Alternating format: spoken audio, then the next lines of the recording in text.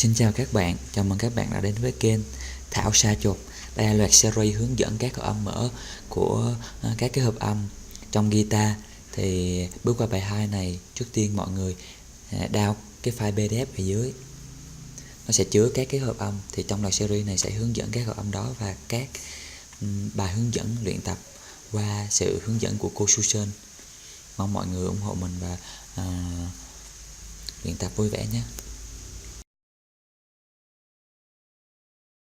Okay, so let's start this basic chord review.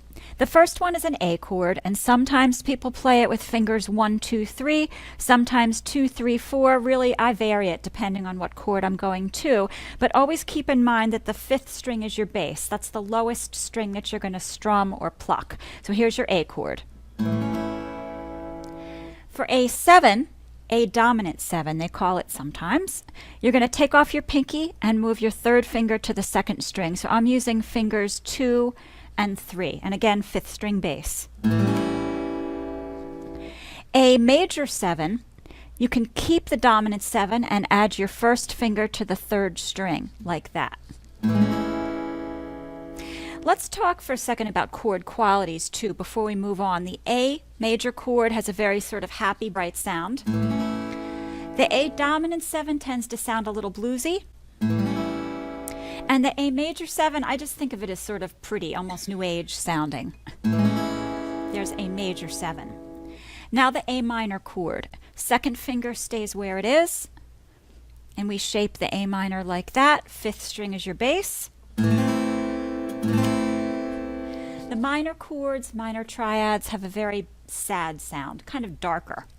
And then for the A minor 7, you're going to lift off your third finger, and the minor 7 takes the edge off a bit, so it's not quite as dark as the plain minor triad is. Here's that.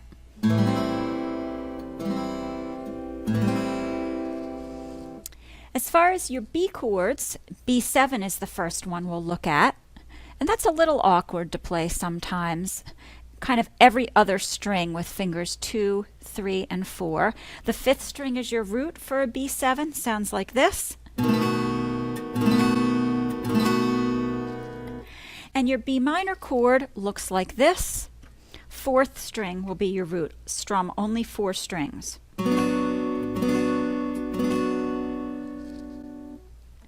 Next will be your C triad, C chord, C major. Shaped like that. Fifth string is your root. If you add your fourth finger to the third string, you get a C dominant 7, C7 chord. Fifth string root again. And then if we go back to the C major and we take off the first finger, we get C major 7. Again, that kind of new agey sound. Moving on to the D triads, we have D major, fourth string root. D7 looks like that. D major 7, you lay your first finger down over the top 3 strings. Sometimes people play it with 3 fingers, almost like an A chord, but I usually bar it using the fourth string root. D minor looks like this. And D minor 7, again, you have a little bit of a bar and you put your second finger down like this. Moving on to the E chords. E major looks like this. You strum the whole guitar, all 6 strings.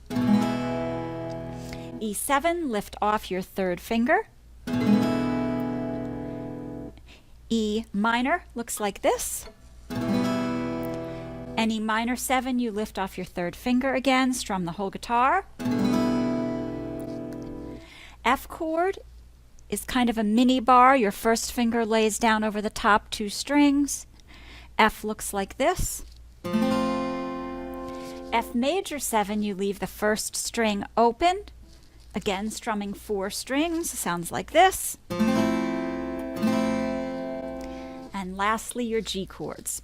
G can be played like this, or sometimes people will double up and put the ring finger, the third finger on the second string, and the fourth finger on the first string. Doesn't matter, they're both G chords. There's a G, G7 looks like this. Again, we can call it G dominant 7. And G major 7, just move that first finger over to the second fret, and there's G major 7. So those are all your open chords, both triads and seventh chords, and we're going to use them in the next few tunes.